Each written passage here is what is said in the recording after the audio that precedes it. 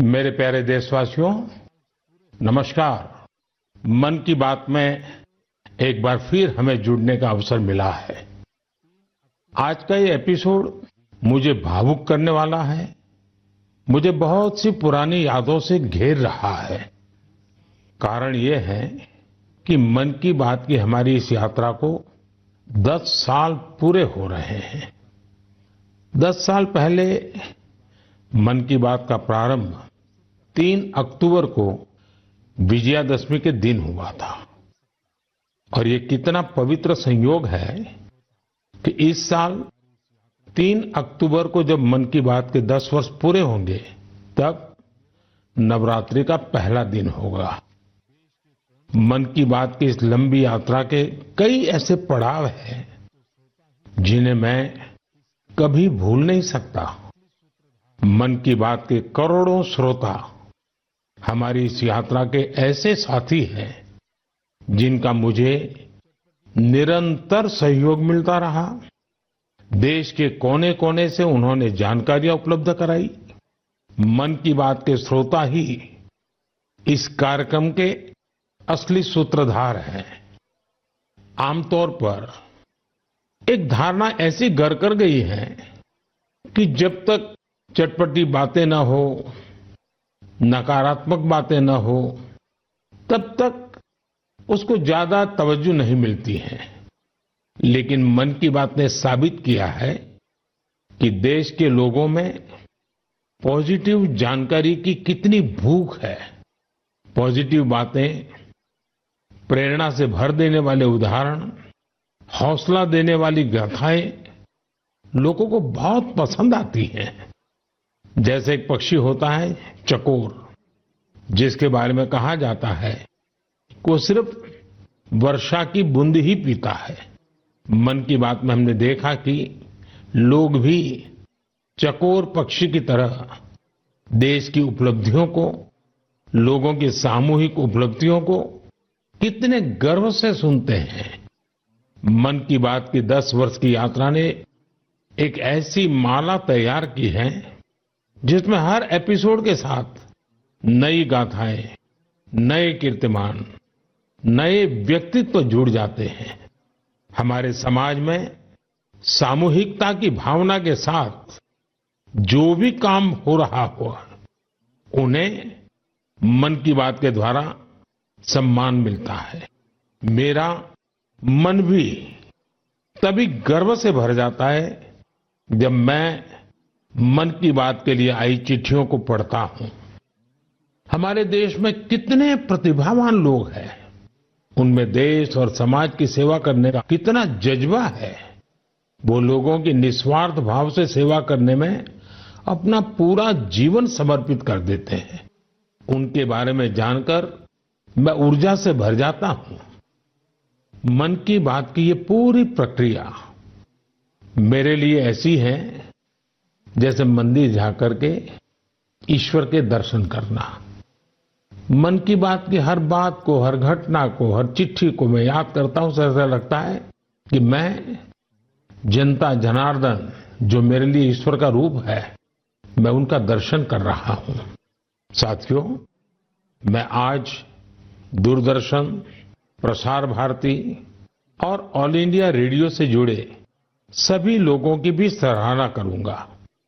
उनके अथक प्रयासों से मन की बात इस महत्वपूर्ण पड़ाव तक पहुंचा है। मैं विभिन्न टीवी चैनल्स को, रीजनल टीवी चैनल्स का भी आभारी हूं जिन्होंने लगातार इसे दिखाया है। मन की बात के द्वारा हमने जिन मुद्दों को उठाया, उन्हें लेकर कई मीडिया हाउसेज ने मुहिम भी चलाई। मैं प्रिंट मीडिया को भी धन्यवाद देता हूं कि उन्होंने इसे घर घर तक पहुंचाया। मैं उन यूट्यूबर्स को भी धन्यवाद दूंगा जिन्होंने मन की बात पर अनेक कार्यक्रम किए।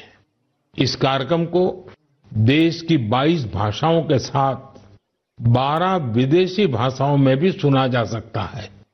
मुझे अच्छा लगता है जब लोग ये कहते हैं कि उन्होंने मन की बात कार्यक्रम को अपनी स्थानीय भाषा में सुना।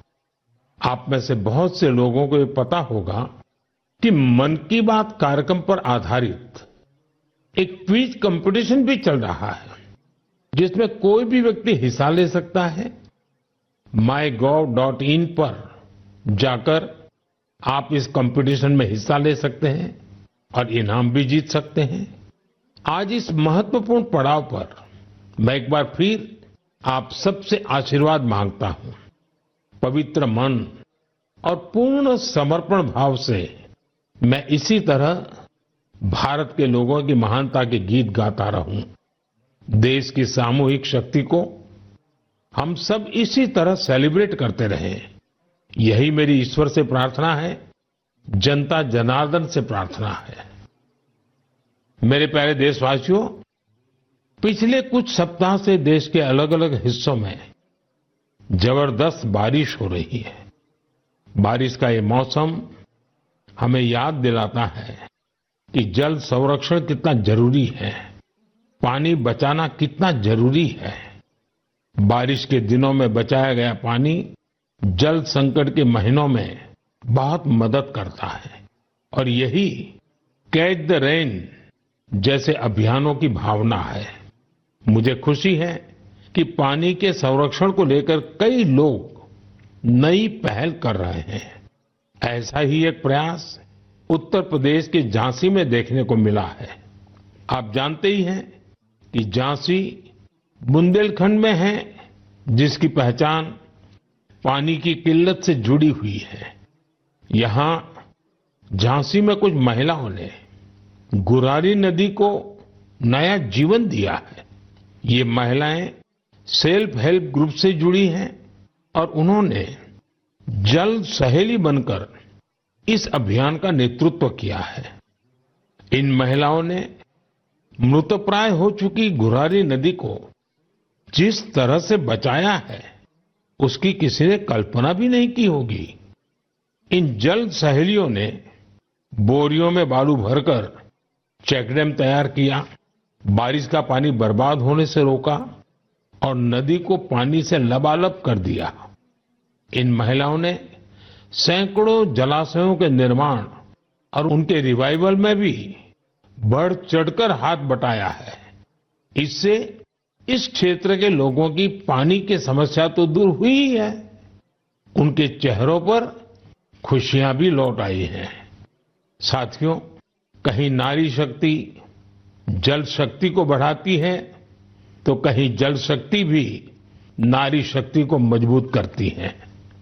मुझे मध्य प्रदेश के दो बड़े ही प्रेरणादायी प्रयासों की जानकारी मिली है।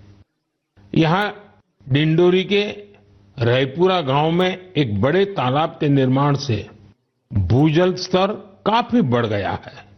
इसका फायदा इस गांव की महिलाओं को मिला। यहां शारदा आजीविका स्वयं सहायता समूह, इससे जुड़ी महिलाओं को मछली पालन का नया व्यवसाय भी मिल गया। इन महिलाओं ने फिश पार्लर भी शुरू किया है, जहां होने वाली मछलियों की बिक्री से उनकी आय भी बढ़ रही है।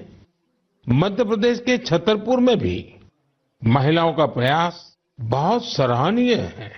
यहां के खौब गांव का बड़ा तालाब